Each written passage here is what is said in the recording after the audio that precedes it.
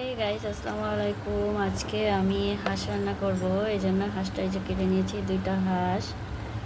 দেখুন গাইস, সাথে থাকুন, দেখতে থাকুন। গাইস, মাংসগুলো কেটে আমি এই যে ধুয়ে নিচ্ছি। তেলটা দিয়ে মশলাটা আমি আগে আজকে কষিয়ে নেব। পেঁয়াজ দিয়ে নিলাম, তেজপাতা দিয়ে দিচ্ছি। গাইস, হাঁসের মাংস দিয়ে আজকে ভুনা ভুনা করে রান্না করব। এই হলো মশলা, এখানে সব মশলা আছে, বাটা, আদা, রসুন, পেঁয়াজ, জিরে, ধইনে, শুকনো জাল। আর এই হলো আমার হাঁসের মাংস। দেখুন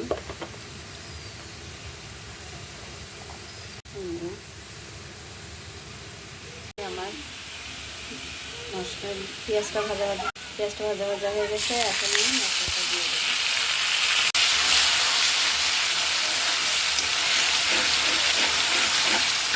এটা দিয়ে আমি এখন এটা দিয়ে দিলাম।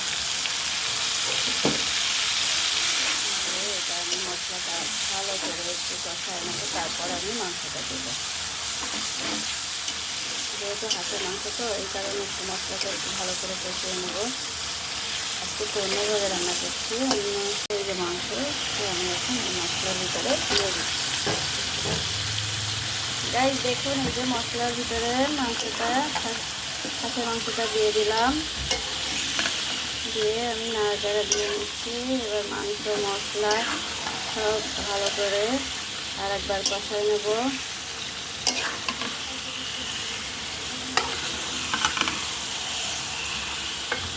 কেমন করে এখন আমি এই যে রসুন দিয়ে দিচ্ছি, তার সাথে আর একটু কাঁচা পেঁয়াজ দিয়ে দিচ্ছি।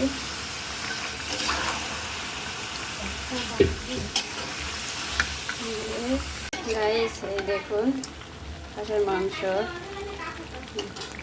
দেশি হাঁসের মাংস যেটা বলে, তাই আজকে রান্না করছি। আপনারা এভাবে রান্না করে খেয়ে কমেন্ট করে জানাবেন কেমন হয়।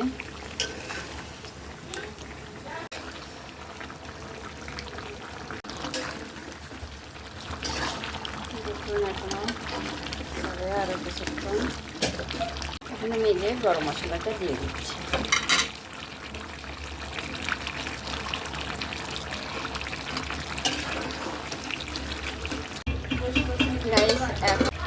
গাইস এখন এই যে কষানোর ভিতরে আমি আলু আর পেঁপে দিব। এই যে পেঁপে দিয়ে বসে আজকে একটু অন্যরকম রান্না করব। এই পেঁপে দিয়ে আর আলু দিয়ে আজকে রান্না করে, যে পেঁপে আর আলু দিয়ে দিলাম। পেঁপে আর আলু দিয়ে এখন আমি আবার একটু নাড়াচাড়া দিয়ে দিচ্ছি।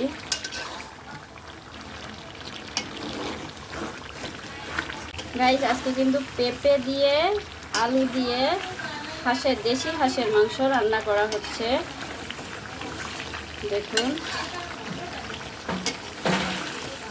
এই দেখুন আমার কষানো হয়ে গেছে। এখন আমি ঝোলের পানি দিয়ে দেবো।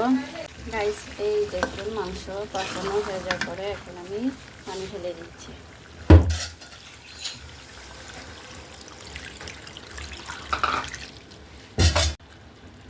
ঢেলে আমি এটা নাড়াচাড়া দিয়ে নেব।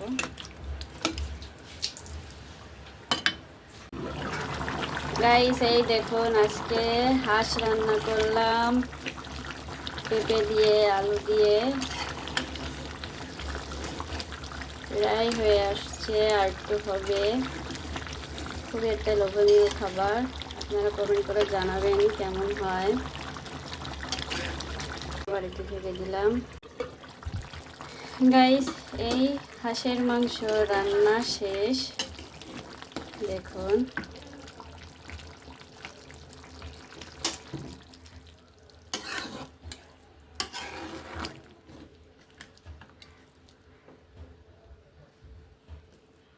গাইস, আমার এই রান্না যদি আপনাদের ভালো লেগে থাকে, বেশি বেশি করে লাইক করেন, শেয়ার করেন, সাবস্ক্রাইব করে দিয়েন, দোয়া করবেন যাতে আরও নতুন নতুন রান্নার ভিডিও দেখাতে পারি। ভালো থাকবেন, ধন্যবাদ সবাইকে।